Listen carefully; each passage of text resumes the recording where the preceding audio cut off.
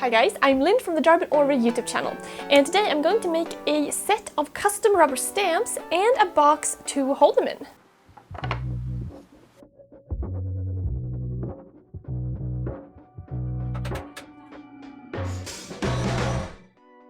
So adding your own typeface print to various projects can add a really cool and interesting touch. And then after I made all of these stamps, I decided to make a small box to hold them all. So this is what I'm going to be doing today.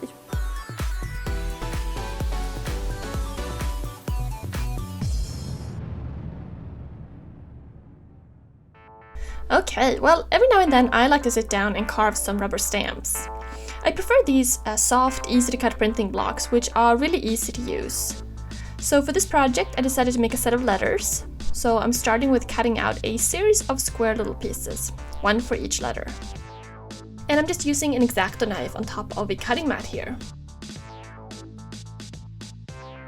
Once I had all these little pieces, I started out sketching letters and carving them out. I prefer to use an exacto knife to mark out the lines, and then I use a pretty blunt carving tool to remove the surrounding material to create the stamp. So just moving along here and trying the stamps out as I make them to see what they look like.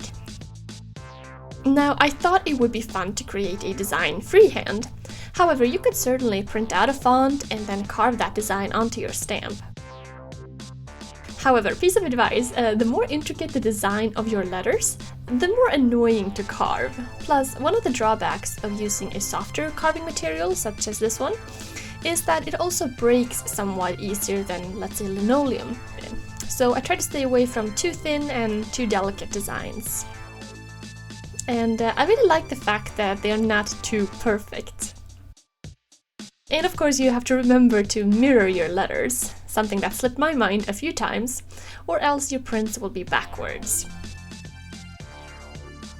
And this is just really kind of relaxing, quite a fun project, and of course you can carve out anything. I happen to go with letters, but you can make whatever design you'd like.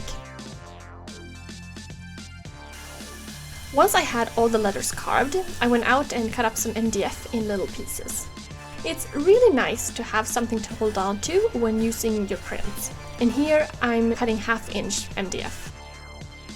Now, to be able to see which prints are which, I'm first printing each block with the letter it will be attached to. And then I'm simply attaching each stamp to each block with some contact cement.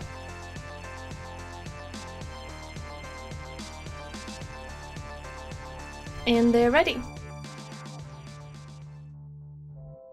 Okay, so let's move on to the box. So here I'm thinking about the size I want and taking some measurements. I had some pretty thin pine, so just cutting that to size. And seeing what it's going to look like. For the joinery, I thought it would be nice to make some box joints, also called finger joints. This is one of my favorite joints, very simple yet strong. So making my marks all across. Then using this divider to walk across the divisions of the joints. Bringing down the lines. And repeat a couple of times.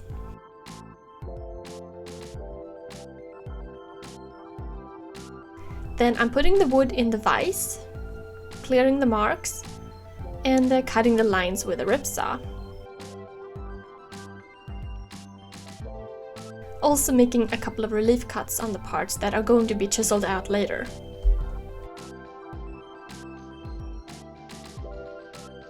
And being careful not to go below my mark.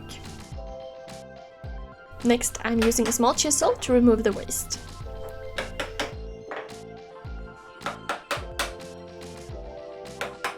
Now time to transfer the lines to the other pieces and repeating the process of cutting and chiseling.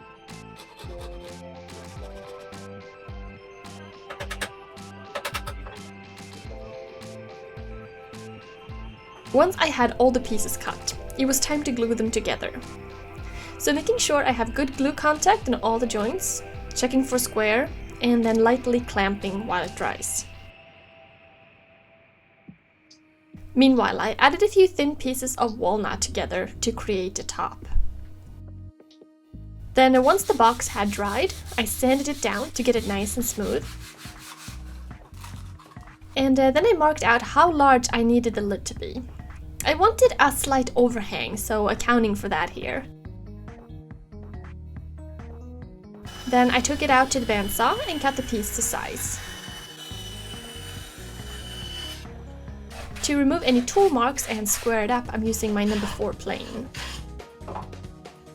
And to create a chamfer on the edge, I'm using my mini plane. Then sanding it nice and smooth. Now I want the lid to pressure fit. So I've got some thin 1/8" Baltic birch plywood here. So I'm just marking out the inside of the box and cutting to size. I'm also cutting up a second piece for the bottom. Then gluing the plywood onto the walnut and making sure I'm getting good glue contact. Adding a little weight here while it sets up. I also cut up some small squares out of the leftover walnut, and these will act as feet for the box. So sanding them smooth and then gluing them on the corners. Then once they're dry, I'm adding some glue and attaching the bottom piece. So they also act as cleats to hold the bottom in place. To finish the box, I'm simply adding some of my linseed oil wax polish, which adds a nice and smooth finish. And I like it because the finish is ready immediately, so no time necessary to cure or dry. So let's put all the letters in the box and see if they fit.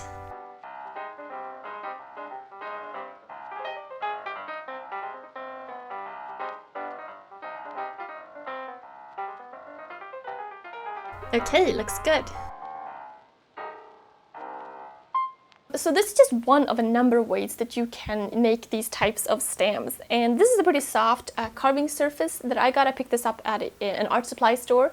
But then you can also buy linoleum, and they come in different grades. I really like the softer kind because it's really easy to carve, so it's really safe for children to use, and they're just like a lot of fun. You can do all sorts of projects with these. Oh yeah, and then I also added a piece of MDF, like a block on top of each stamp, and you can use whatever. But I found that it's really useful to add something to hold on to because it makes for a cleaner print, which is really nice. And then of course, if you make a collection of something, like I have the alphabet here, then it's just pretty nice to, have something to keep them all in one place, which is why I decided to, throw together a very simple box, and you can make a box in many different ways. So yeah, my name is Lynn. Don't forget to check out my YouTube channel, Darbin Orvar, for lots of more projects. Otherwise, thank you guys so much for watching, and I'll see you soon.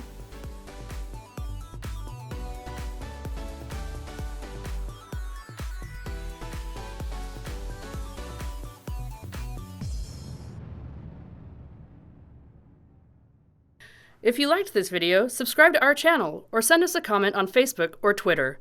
Be sure to check out our other project videos or visit us on makezine.com.